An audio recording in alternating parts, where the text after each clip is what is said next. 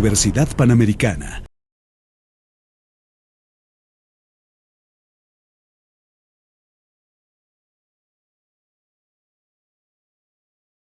A que ser un abogado, ser un jurista en este sentido más amplio, significa trabajar con lo que para la gente es más importante. Es trabajar con su libertad, con su patrimonio, con su familia, con su empleo, al final del día con la riqueza de un pueblo. Cuando el abogado no hace bien su trabajo, cuando pone en riesgo la justicia por la eficacia, está debilitando no solo a su cliente, sino todo un sistema del cual depende el bienestar de un pueblo. Y en aquel despacho donde yo trabajaba, mi jefe me dijo, si alguien en algún momento te pide dinero, vienes y me lo dices a mí. En alguna de las muchas dependencias de gobierno en donde yo tenía que ir por mi chamba, o sea, vienes y me lo dices a mí, porque en este despacho no damos un peso. Es un despacho muy grande, con 50 abogados, 250 personas trabajando ahí, 80% de sus clientes internacionales. Me decía, yo manejo cuentas de cientos de miles de dólares al año y no voy a poner en riesgo esa operación porque un imbécil va a dar dinero a cambio de algo que le corresponde en justicia. Y si no le corresponde en justicia, entonces encontramos otra manera de hacerlo, porque a eso nos dedicamos. Pero no voy a poner en riesgo a una empresa que invierte millones de dólares en este país porque tú no sabes hacer bien tu trabajo. Entonces, la lógica es que para ser un buen abogado tienes que ser técnicamente la persona más capaz. Y para poder ser técnicamente la persona más capaz, eso incluye el tener una probidad que te vuelve fuente de seguridad para tu cliente. Y de ahí que se requiera esta combinación de inteligencia, de una inteligencia que es eminentemente práctica y de carácter, del profundo deseo de crear un orden justo en la sociedad. Quien no quiera eso, mejor no estudie Derecho, porque si lo hace, se va a volver un esclavo. Quien entra a estudiar Derecho con la lógica de servir a un sistema corrupto, se vuelve esclavo de ese sistema.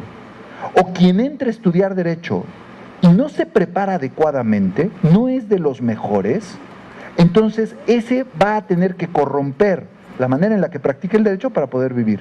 Y otra vez, se vuelve esclavo. Entonces, es una profesión extraordinaria en la cual siempre habrá trabajo, siempre y cuando entres dentro de este rubro de los mejores.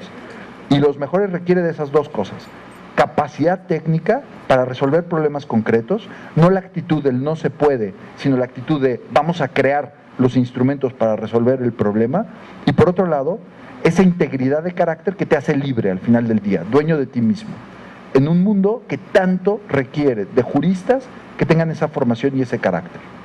Siguiente.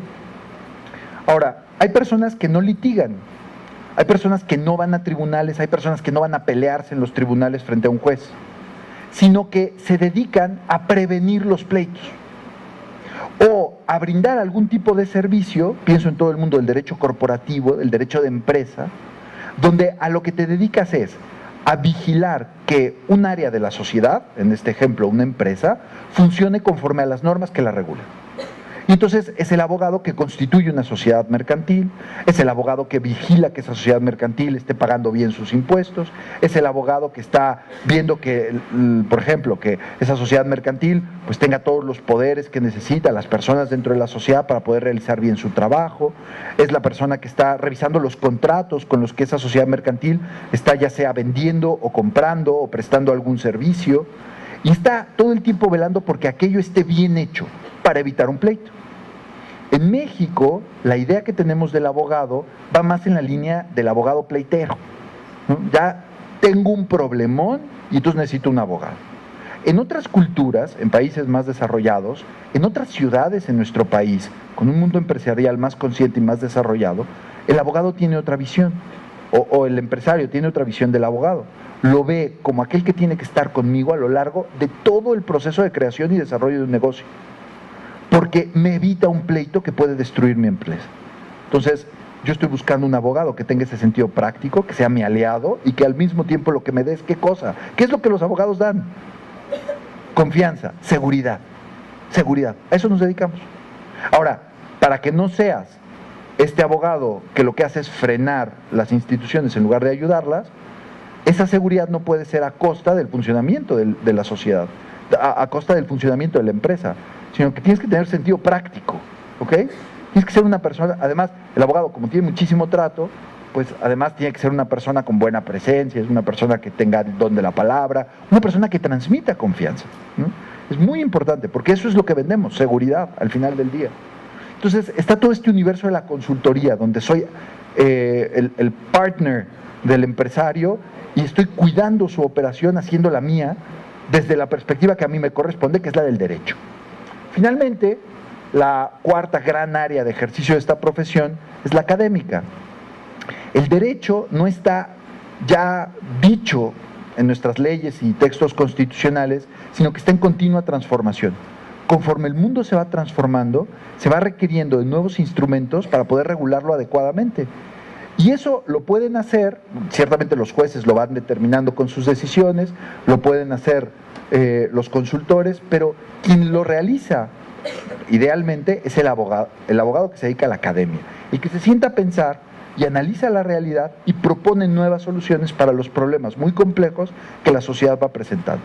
Entonces, pues ahí están los académicos que están especializados en distintas áreas de la realidad y que están en la punta de la ola.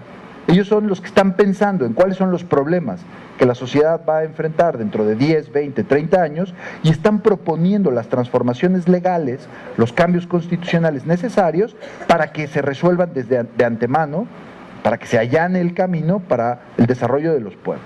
Entonces, a grandes rasgos, cuando uno estudia Derecho, se puede dedicar, ejerciendo propiamente hablando la tarea del jurista, a estos 4 ámbitos. Puede ser juez, puede ser abogado, puede ser consultor, puede ser académico. Ahora, hay otro gran ámbito profesional donde los abogados se suelen involucrar. ¿Cuál es? La política, efectivamente. ¿Quién lo dijo? Tú, ok, tú eres aquí, la verdad es que nos pusimos de acuerdo, ¿no? Le pasé un guión con las respuestas. La política, efectivamente. Y la pregunta es, ¿por qué la gente que estudia Derecho suele estar interesada en la política? O viceversa, la gente que se quiere quedar a la política estudia Derecho. Porque conocen las leyes. ¿En qué sentido?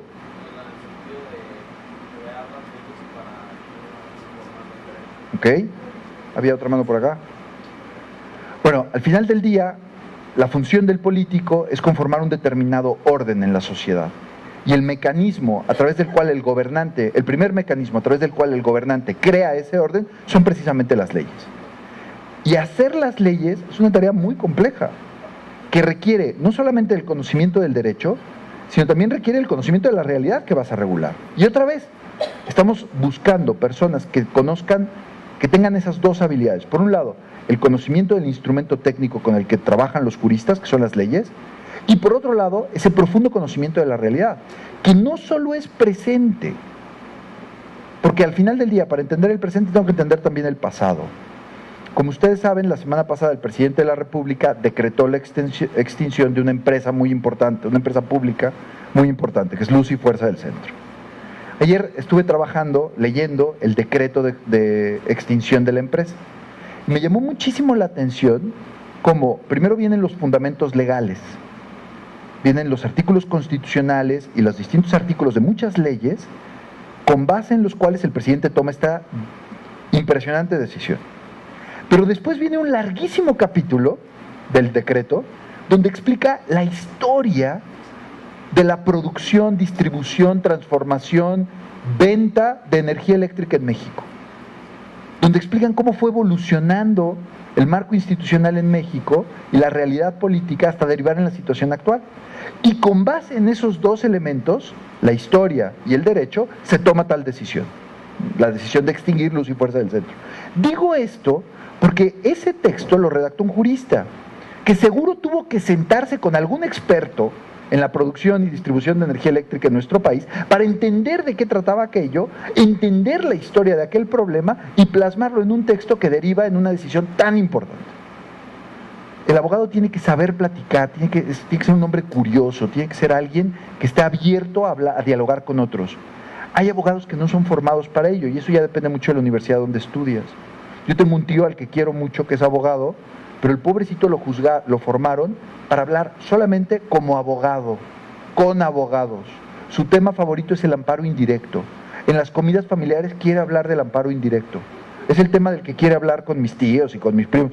Una cosa espantosa, porque no es propiamente un jurista, porque el jurista no solo habla de derecho, al contrario, se está interesando en todos los problemas sociales porque quiere aportar desde su perspectiva soluciones a esos problemas.